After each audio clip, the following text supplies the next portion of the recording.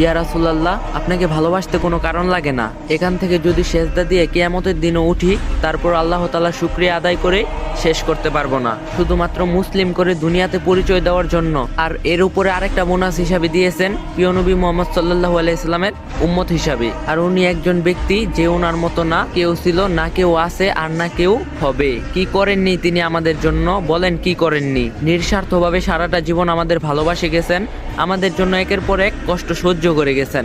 ইয়া রাসূলুল্লাহ সাল্লাল্লাহু আলাইহি সাল্লাম, আপনাকে ভালোবাসতে কোনো কারণ লাগে না, অন্তত আমি আপনাকে ভালোবাসি কোনো কারণ ছাড়া। ইয়া রাসূলুল্লাহ সাল্লাল্লাহু আলাইহি সাল্লাম, আপনাকে মাঝে মাঝে কিছু কথা বলতে মন চায়, কিন্তু বলতে পারি না, কারণ আপনি আমার থেকে অনেক অনেক দূরে। একজন মানুষ ক্রিকেট খেলা পছন্দ করে এবং একজন প্লেয়ারকেও পছন্দ করে, এবং সে হয়তো তার মতো হতে পারবে না, কিন্তু তার মতো খেলার চেষ্টা করে। ইয়া রাসূল, আপনি হলেন আমার জীবনের সিরাত। আপনার মতো হয়তো চলতে পারি না, কিন্তু যতটুকু সম্ভব চেষ্টা করি আপনার অনুসরণ করতে, আপনার মতো চলতে।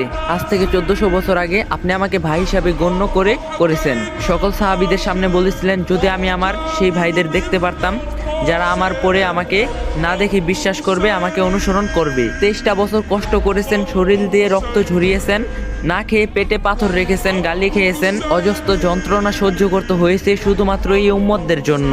আমিও সেই উম্মতের একজন, আর আপনাকে ভালোবাসতে কোনো কারণ লাগে না আমার। নিঃস্বার্থভাবে ভালোবাসে গেছেন আমাদেরকে, অজস্রভাবে পানি ঝরিয়েছেন, চোখের রাতের পর রাত নামাজে কেঁদেছেন, কখনো নিজের জন্য নয়, শুধুমাত্র আমাদের এই উম্মতদের জন্য। কাল কিয়ামতের দিন আপনি আমাদের জন্য সুপারিশ করবেন, কবরে আপনাকে দেখানো হবে, আপনি তখন হবেন একমাত্র ভরসা আল্লাহর কাছে সুপারিশ করে জান্নাতে নিয়ে যাওয়ার, যেখানে নিজের মা বাবা ভাই বোন আত্মীয় স্বজন বলবে, তুমি কে, আমি তো তোমাকে চিনি না। নিজের মা, আপন মা যে সন্তানকে এক মুহূর্ত না দেখলে পাগলের মতো হয়ে যায়, সেই মাও বলবে, আমি তোমাকে চিনি না, আমার কোনো সন্তান ছিল না। যে বাবা সারাটা জীবন শেষ করে দেয় সন্তানকে সুখে রাখতে, সে বাবা বলবে, তুমি কে, আমি চিনি না, আমার কোনো সন্তান ছিল না। তখন আপনি এসে বলবেন, তুমি আমার উম্মত, আমার সাথে চলো, তখন আপনি হবেন সকল ভরসা। তারপরও আপনাকে কেন ভালোবাসে না? আর আজ আপনার চরিত্র নিয়ে কথা বলে কাফের মুশরিকরা। কষ্ট হয় যখন কোনো মুসলিম ভাই ওদের সাপোর্ট করে, ওদের জন্য চোখের পানি ফেলে।